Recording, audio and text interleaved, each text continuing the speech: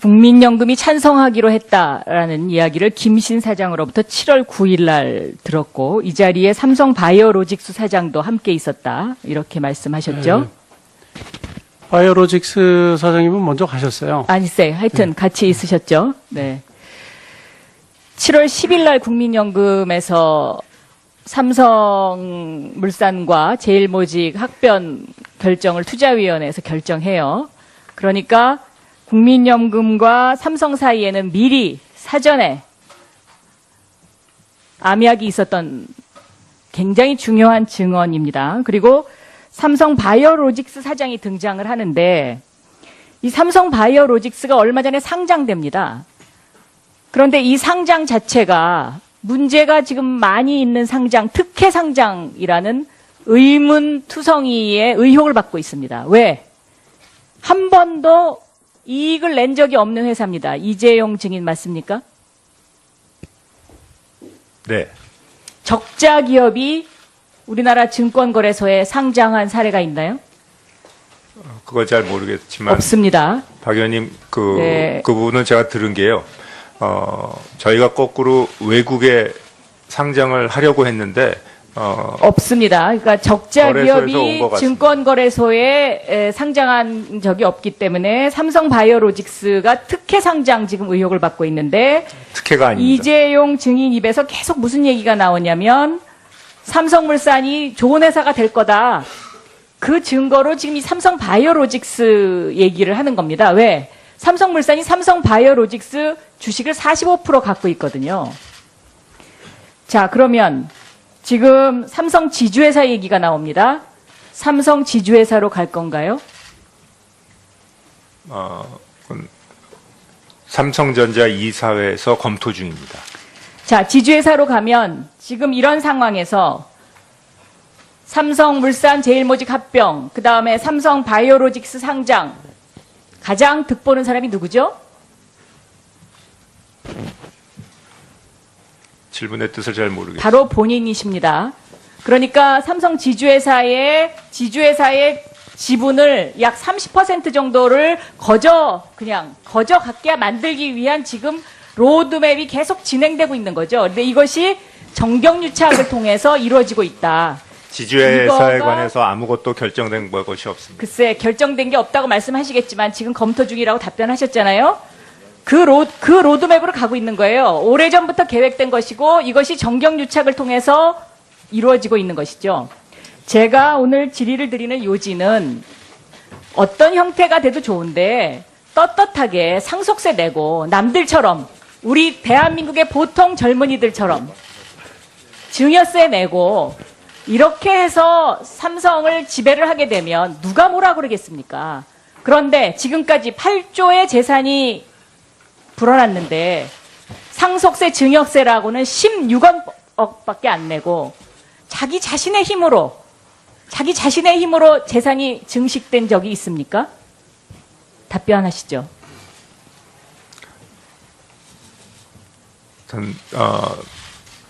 모든 회사를 더 열심히 키워서 그러니까 자기 자신의 힘으로 우리 회사가 한 사람의 힘으로 되는 거 없습니다. 제 힘 없습니다. 제가 부족한 거 많습니다. 그것을 사자성어로 뭐라고 하는지 아십니까? 사자성어로 불로소득이라고 합니다. 그러니까 대한민국의 불로소득의 가장 대표적인 사람이 지금 여기 앉아 있는 것이고 그 불로소득이 정경유착을 통해서 지속적으로 선대부터 지금까지 전통으로 내려왔다는 거죠. 자, 아까 제가 신상필벌 얘기를 하니까 장충기 사장을 신상필벌할 거냐, 최지성 사장을 신상필벌할 거냐 그러니까 대답을 안 하셨어요. 그리고는 미래전략실을 해체하겠다고 답변합니다.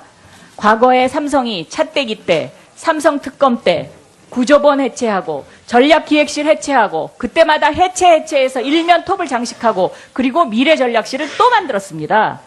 이번에 또 해체하고 무엇을 또 만드실 겁니까? 한번 지켜봐 주십시오.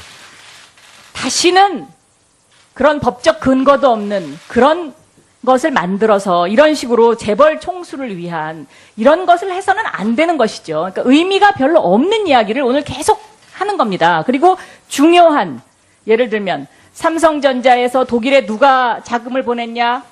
대답 안 하시죠? 장충기 사장이 보냈죠? 그 부분에 관해서는 제가 아는 바 없습니다. 자, 삼성전자 부회장이 누가 독일의 최순실에게 결제를 했는지를 지금 아는 바가 없다고 와서 대답하면 국민이 누가 그걸 이해를 할까요? 그 부분에 관해서는 저희가 사과의 말씀을 드릴 거 이상 드릴 말씀이 없습니다.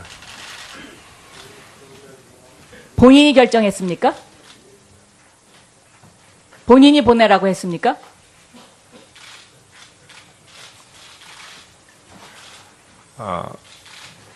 전 불미스러운 일에 연루가 돼갖고 대단히 죄송하게 생각하고 그럼 있습니다. 본인이 결정하신 거군요. 본인이 지시하셨어요?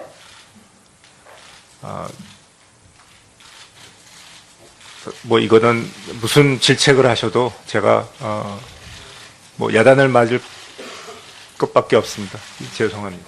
그러면 본인이 했다고 제가 그렇게 알고 있겠습니다.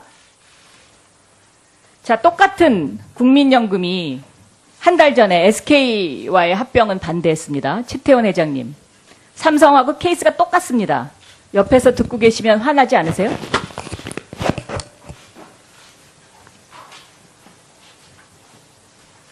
합병은 됐기 때문에 제가 그걸 네?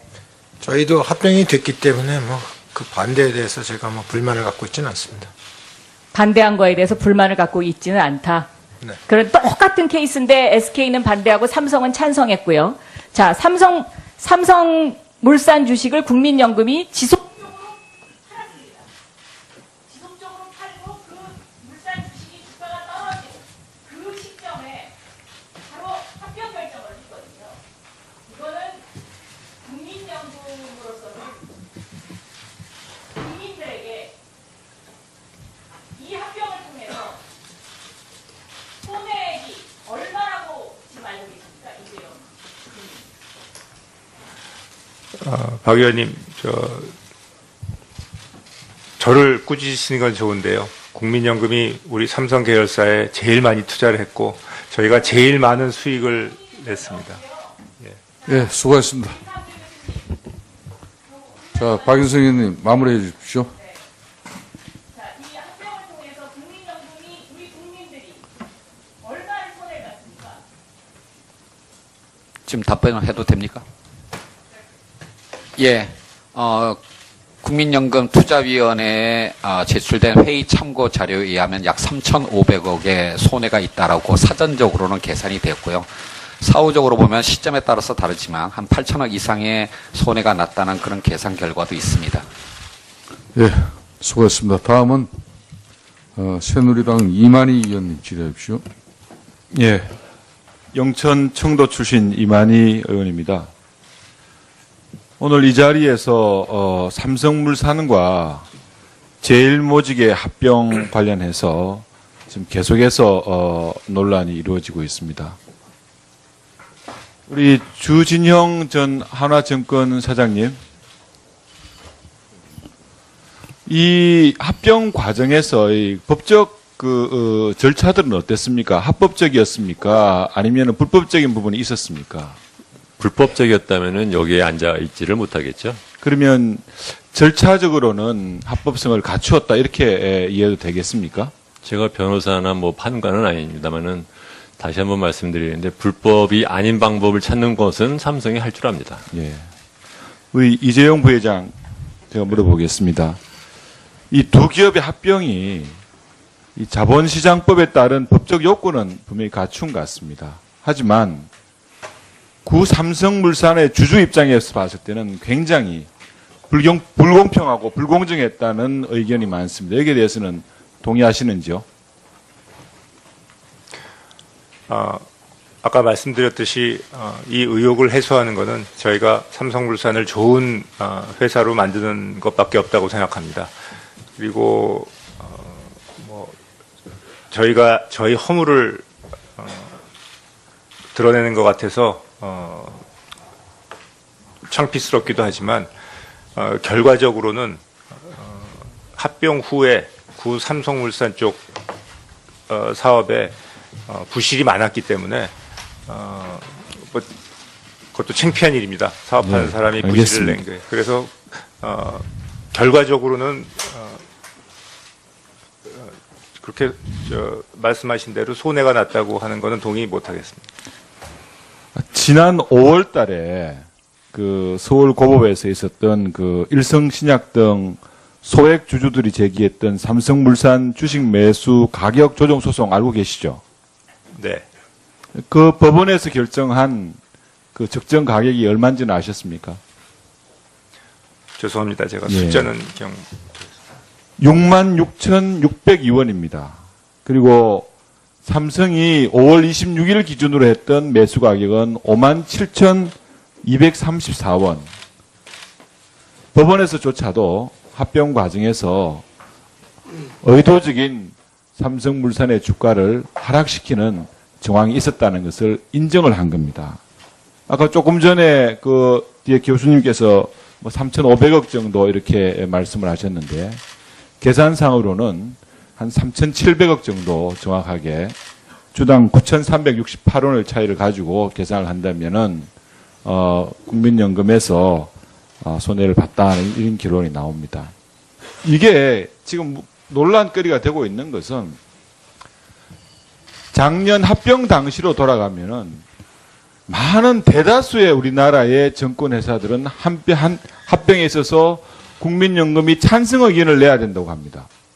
그 이유는 엘리엇 같은 해외 투기 자본으로부터 국내 대표 기업의 경영권을 안정시키고 국민연금의 공적 역할에 대한 그런 강조를 하게 됩니다. 하지만 지금 이 시점에서 이렇게 논란이 되고 있는 것은 그 국민연금의 의사결정 과정에서 투명하지 못하고 여러 가지 청와대에 관계된 사람들의 청탁이나 압력이 있었다는 의혹이 있고 더 나아가서 삼성이 최순실의 딸 정유라에 대한 개별적인 자금 지원이 불법적으로 이루어지고 이런 부분에 대해서 국민들께서는 국민연금이 어떤 돈입니까? 대한민국 국민들의 노후를 위해서 한 푼 두 푼 모은 그 돈을 관리하는 그런 기관 아닙니까? 거기에 대해서 큰 배신감과 실망감을 느끼고 있다는 점에서 우리 이재용 정의께서 한 말씀 해주시죠. 일단 뭐 저희가 이런 일에 연루돼서 더 어떻게 사죄의 말씀을 드려야 될지 모르겠습니다. 일단 아까 말씀드린 대로 정리할 건 정리하고 저 자신을 포함해서 황골탈퇴해서 새로운 모습을 보여드리려고 노력하겠습니다.